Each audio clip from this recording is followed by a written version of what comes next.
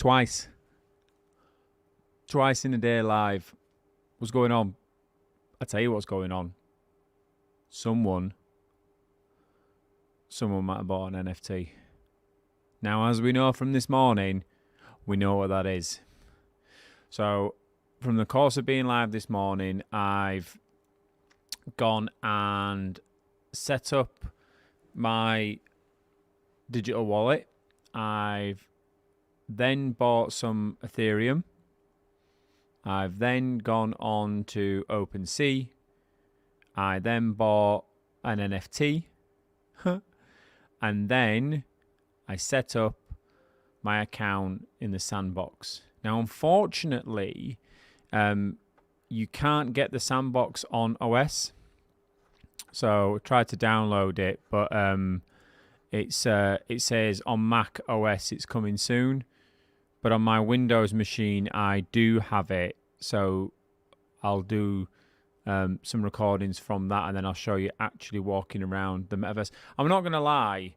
I was absolutely jacked when I was walking around the metaverse. So do you remember this morning when I was showing you the map of how you can buy those grid places? Now I'm actually walking around that map in the metaverse. It just blew my mind. Anyway, so as I said, I bought one. Bought an NFT. Non-fungible token. Do you want to see it? Do you want to see what I bought? Now I'm an art collector. Right. Are you ready for this? So this is all I could afford. It's all I could buy. Let's do it. There you go. That is Brian. Brian the Bee. Bought him. Bought him this afternoon with cash. That was converted to crypto, Ethereum, which was then used on open source to buy Brian. Now, Brian sits in my collection on open source, which is logged on the blockchain. And I've also created an avatar, and I'm walking around the metaverse. Let me show you a screen grab that I took from that, because remember, I can't get it on the Mac OS yet. So I took this. Where are you? There you go. So that's me. That's my avatar outside the Walking Dead experience in the metaverse. It says it there at the bottom. Metaverse. Blew my mind. So from reading about it a few days ago to then creating an account on on open source, and then going on yeah, Andy, yeah. Apple. Yeah. You've got to love Apple. Yeah. Windows machines. I'm a Windows person, but we use Apple for doing this stuff. But the Windows machine just rocks it. But that blew my mind. Walking around there in the metaverse. Now, if I had a bit more cash, I could buy the land. Yeah, it is. Yeah, it is, Andy. It's Roblox for grown-ups. But you can earn some serious cash in there. And we should join up in the metaverse, Andy, because things will get weird. Anyway, but that blew my mind, the fact that you can do that. And arguably now we're on this journey, because one of the things that we're doing at the moment is, not to give too much away, but we're designing out. Now that we've got a presence in the metaverse, and I own an NFT which I can put in my house if I ever bought the house or built the house or bought the land. I've got a piece of art. Yeah, Andy, Black Mirror style weird.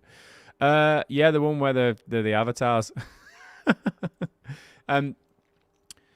But we're designing out a solution where you would have land in either the sandbox, which is this here. There are others available, and if I go back, I think it was So you've got Everdome, Decentraland. That's another one, and you've got the sandbox.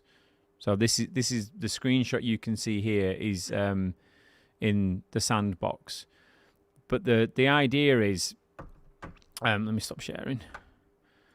The idea would be you would buy. Oh, actually, let me share this.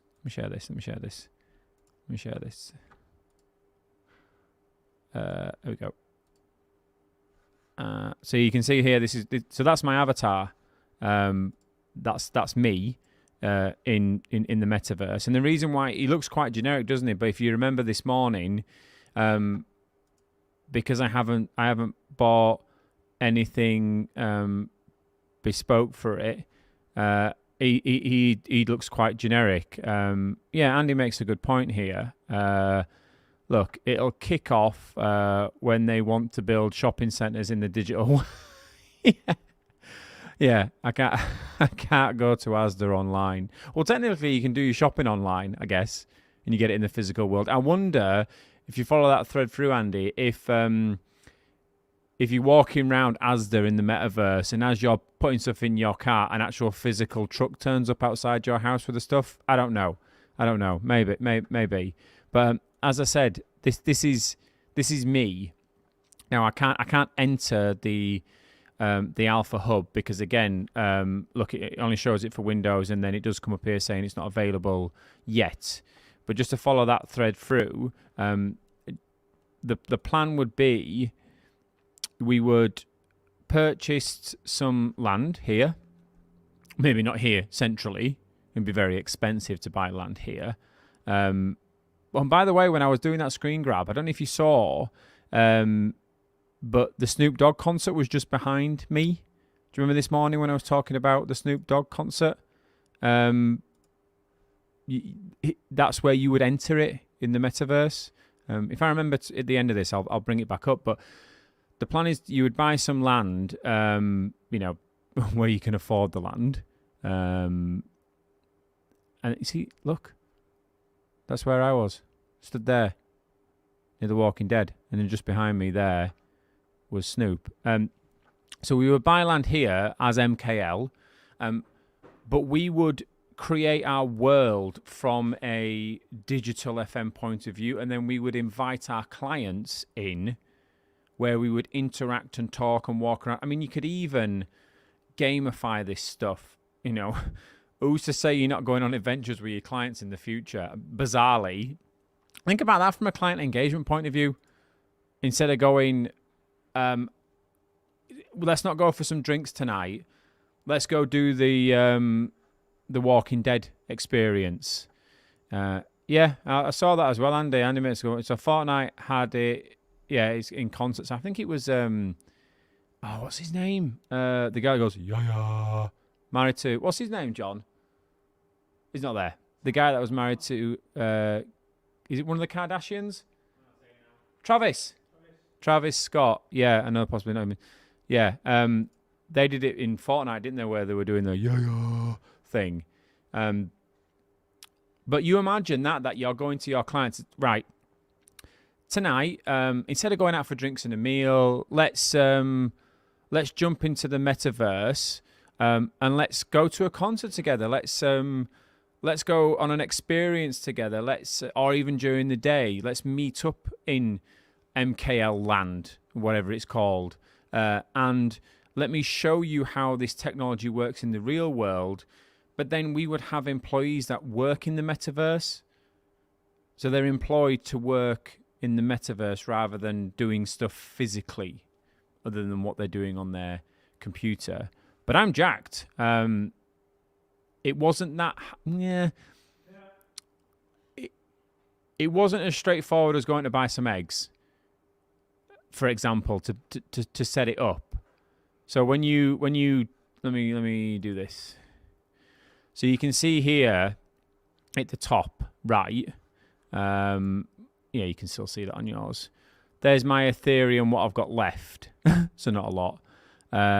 within my wallet, but when I go to the market to buy something here, so I could buy this now. There you go. Look, look, Snoop Dogg is available. Oh, it was sold out. Look at the price. What? I mean, how much is it to go? I mean, how much is it to go see Snoop Dogg in real life and do a meet and greet? You know, at a concert. Do you know what I mean? Look at that. $3,286.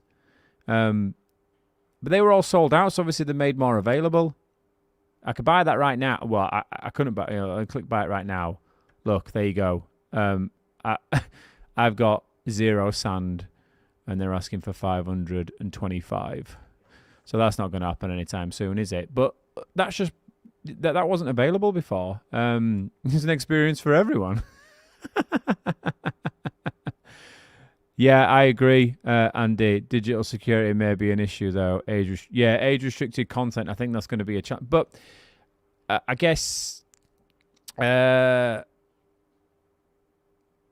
is a Snoop season pass. Sorry, yeah. If you read it, it's a Snoop season pass. If you read it, you gotta love him. Still, all right then. So it's a season pass, okay, but it's still 3,000. What do I get for my season pass? All right, let's read it together then. It gives you access to all the Snoopverse experiences before anyone else. Become part of the development of Snoop's. See what's happening here. Help me build it. Receive unique benefits and enter the world of Snoop Dogg. All right, I get what you're saying there, Andy. Yeah, it's not necessarily a concert per se, but still, I'm paying $3,000 to go into the Snooperverse and help Snoop Dogg build out his land, which is going to drive more money towards him anyway. It's fascinating. Absolutely fascinating. Anyway, well, let me go back to the marketplace. Lands. There we go. So yeah, let me just explain more about how it works. I'm going to go to OpenSea now, and let me stop sharing that screen because I don't think you're seeing. No, you're not seeing that one. So let me just change the screens over. So you're seeing the one now in there you go, in OpenSea. Hopefully you're seeing that. Yeah, there you go. Do you remember before when we were looking at this? So that piece of land there that I just clicked on, that was in the Sandbox Marketplace. Yeah, I mean, 2 Ethereum. I've got 0.011 Ethereum. So I'm rich.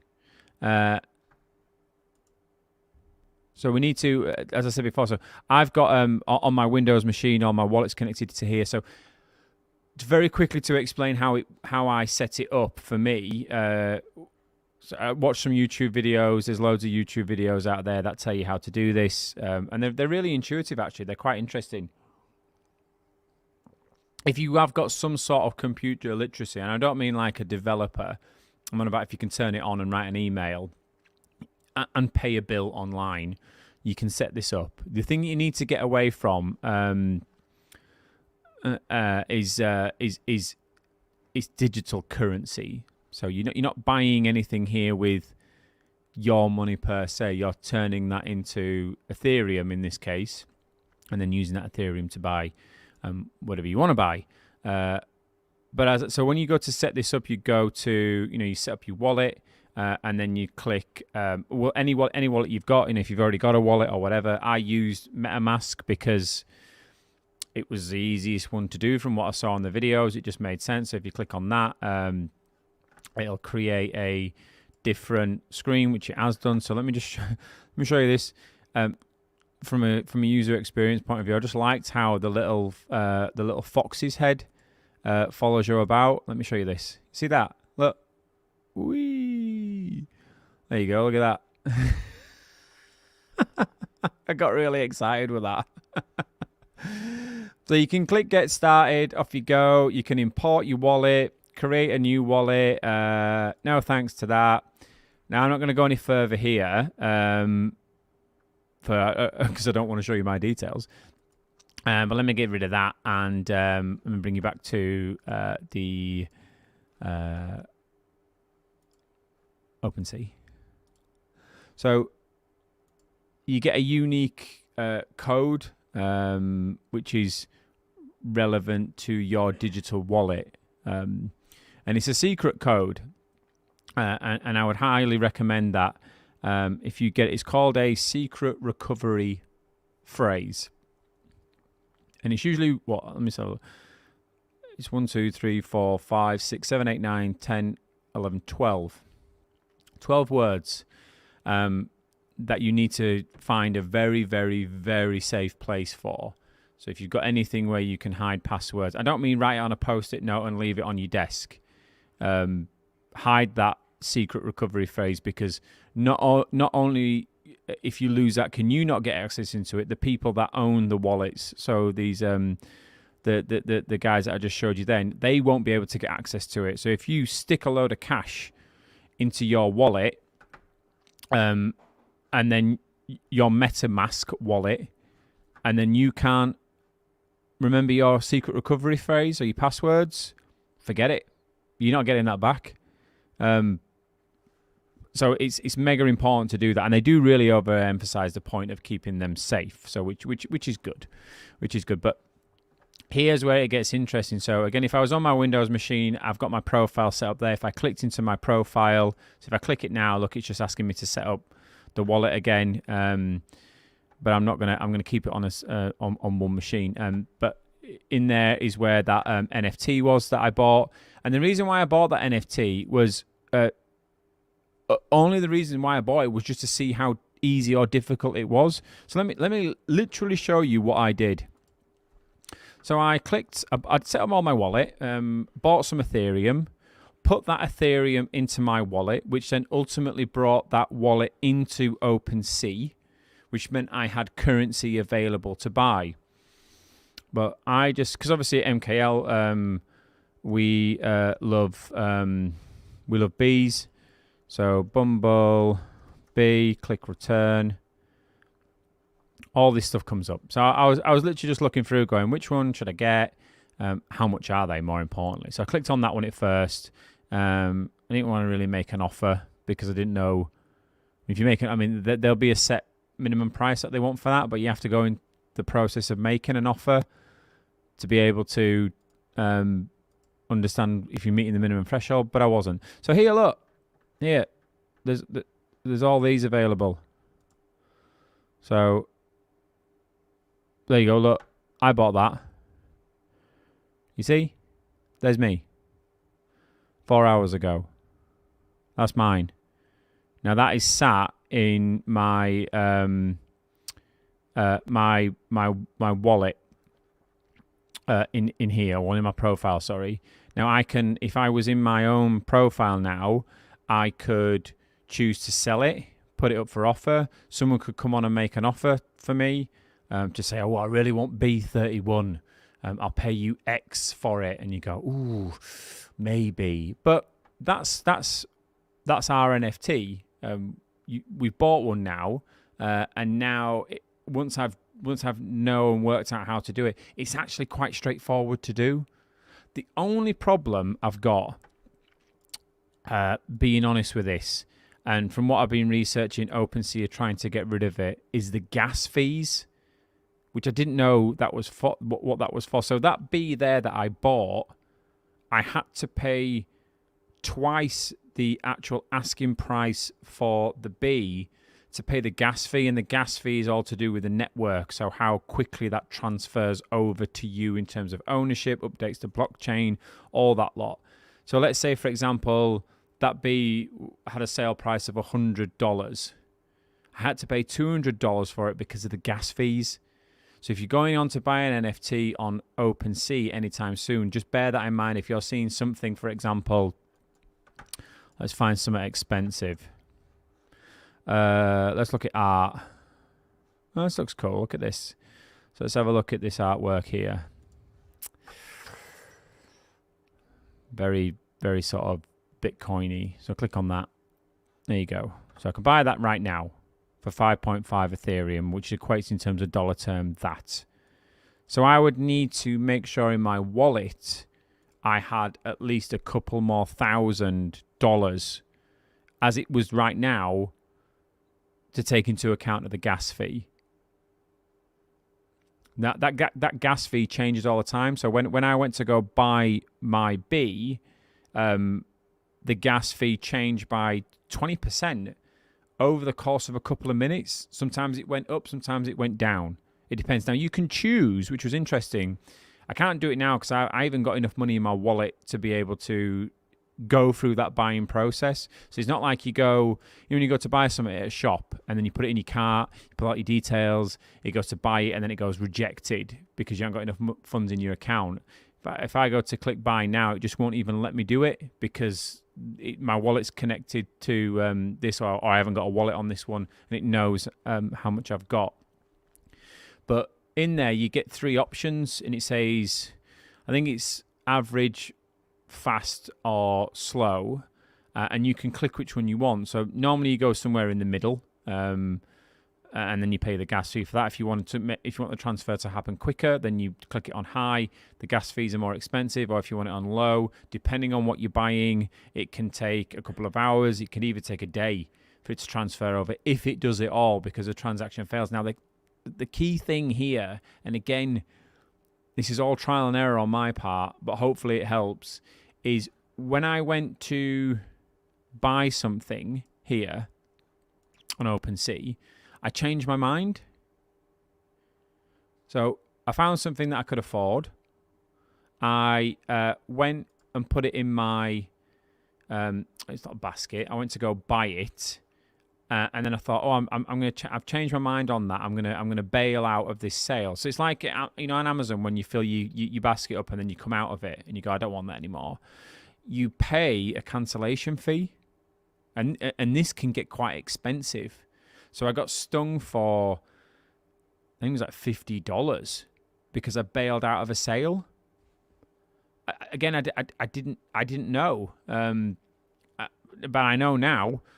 So you just need to be mindful of that. So the key things in terms of the fees, there is a transaction fee when you're obviously converting your cash to any sort of crypto into Ethereum, all those sort of small fees as you would expect if you're used to cryptocurrencies and you know this already. But I didn't know in terms of OpenSea that the other fees that were available, so like the gas fee, for example, for paying for it, or if you go to buy something and then you bail out of the sale, there is a cost associated with that. Learned that the hard way, and luckily I didn't commit too much, and that's the key for this. Only commit what you can afford because you can see how this can get very expensive, especially when you start playing around in the sandbox. So when you start going into that world and you start to specify what sort of things you want with your character, you can get quite expensive because I'm logged in here, as I said before, as me. So this dude here is me. And if it was a Windows machine, I could go in and walk around and you could see it. So do you know when I showed you The Walking Dead or Snoop Dogg, we could actually go walk up outside that and have a look at it and interact with people. Fascinating. But I can't do that here. But I could specify what I want him to look like, how I want him to be. Let's go and have a look at some equipment. Oh, let's have a look at wearables, actually. Let's have a look. Oh, I don't know. Yeah. What's that? Tiger print. Oh, look at this. Ooh. Beautiful. That's quite cool. And then let's have a look at... Right, let's have a look at some art. What do we want to buy? Art. For our land. Shark slide. Giant headphones. Bargain. What?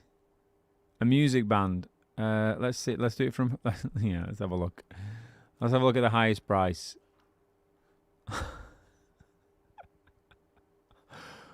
You see what I mean? It's insane, isn't it? But there are people out there paying good money for this stuff. I mean, it is a lovely piece of art, I guess. If you're into that sort of thing. Whee! What? There you go. So this is the guy that created it. You got some things in common there, and then it sort of gives you some tags. And if I go to buy that, it'll tell me where I can buy it from, or can add it to my cart. I'm not going to do that because I'd be divorced tomorrow. But I could go. I mean, look at this. It's amazing. I mean, if you're not excited about this, then obviously you're watching the wrong thing. But this is fascinating. So, and if you had the resources to do this properly, and a lot of people out there do have the resources to do it properly, and they are doing it properly. They are getting on the boat now while it's still in the dock. I mean, it's starting to depart. It's still got its ropes to the harbour, but you can still get on. Soon that boat will be gone, and it will be astronomical to own anything in here. So you can still play it. You can still go on and play in the sandbox. You obviously need to set up, download it and obviously set it up. You can have it set up for your wallet, or you can set it up in different ways through Google and Facebook, things like that. So you can still play the game, but in terms of you owning land, and remember what I said before, renting that land out or creating an experience where someone can come on and pay you to do that, or if you want to design something for your company. One thing I didn't say this morning, which I completely forgot, Andy makes a good point. Another place for the rich to get richer. Bizarrely, you can see there's already inequality in the metaverse. I mean, there's already the 1% of the 1%. There's already a hierarchy structure. There's hierarchy structures everywhere, but there is already a hierarchy structure in the metaverse. You've got to have some serious cash to play at this. I say play it, but in terms of owning things. But one thing I forgot to mention this morning was we deal with construction companies in the real world.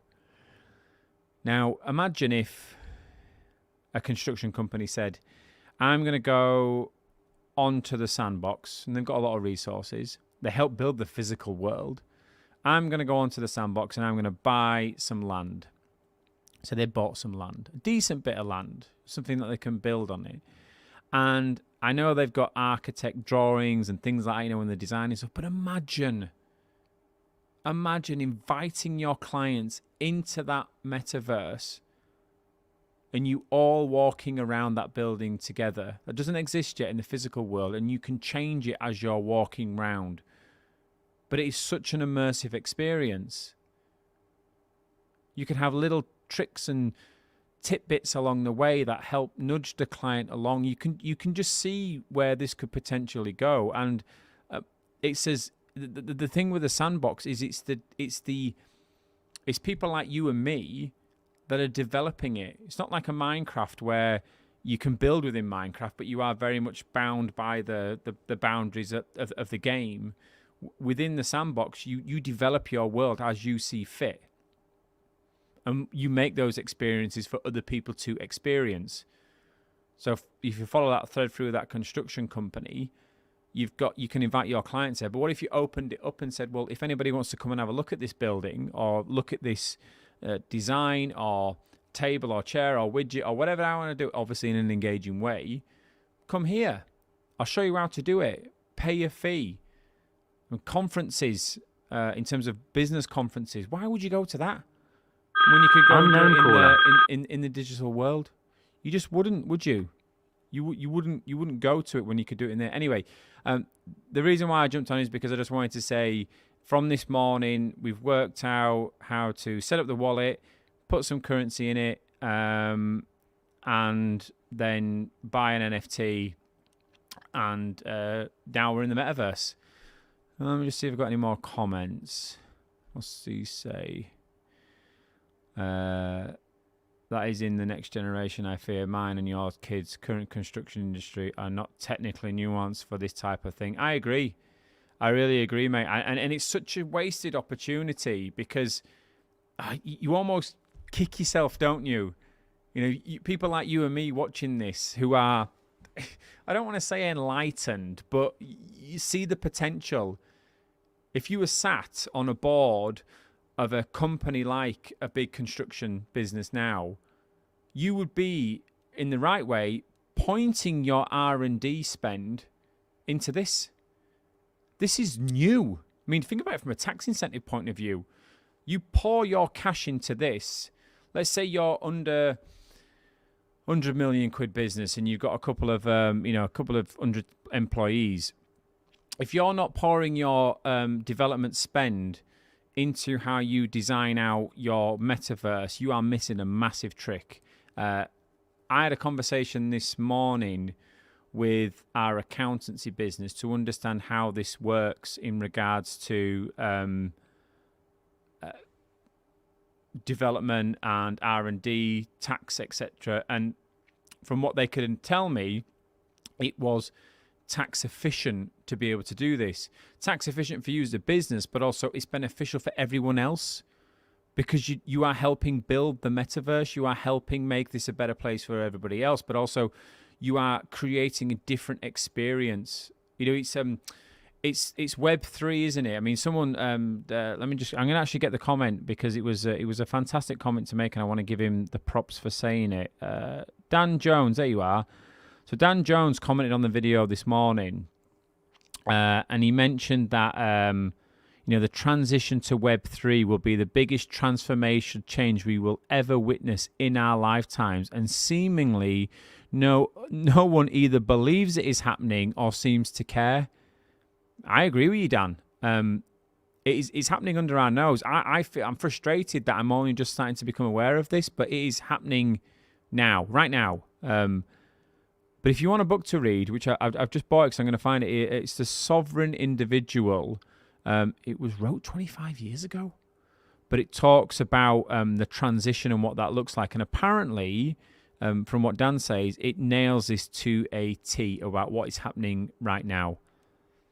So if you're watching this or you're watching it back, you need to get involved. If you're a construction company, if you're a bricks and mortar company, if you're an experience company, for God's sake, even if you're an accountancy business, there are things to be doing in the metaverse that could really transform your business, your client base, your experience, and how. Think about it from a CX point of view and an EX point of view. A customer experience, employee experience. How seamlessly could you bring those two worlds together? You know. You're informed. You've been given knowledge. It isn't that hard to do. Go and have a look. It's a little bit scary, but once you take it slow, don't just pour a load of your cash into it thinking you're going to flip something out and make millions. No. Have a look at the sandbox. Download it on a Windows machine. Have a play around with it, have a walk around. You'll see what everyone else is doing. Then when you feel comfortable, start to look at places such as OpenSea. Maybe spec some things out. Maybe you got the resources to buy some land. Maybe you pool together. Do you remember when Bitcoin first came out? I remember when Bitcoin first came out and people were swapping it for pizzas. But there were people I knew that were pooling together to buy Bitcoin, the friends. Why can't you pool together and buy some land in the metaverse? Think about that. Angel investors. If you're not on this already, then you're missing a trick. They will be. They are. They're sticking tons of cash into this. And if you've got some cash sat around doing it, maybe you want to jump in with your friends and go, what about if I put 10 grand in, 20 grand in, whatever. You put 20 grand in. Let's say there's 5 of you. You've got 100K then. You go buy some land as an asset. You buy it in the right place, get it at the right time. That could be an asset that could exponentially grow. I say now you know. It's up to you what you do with it. Enjoy.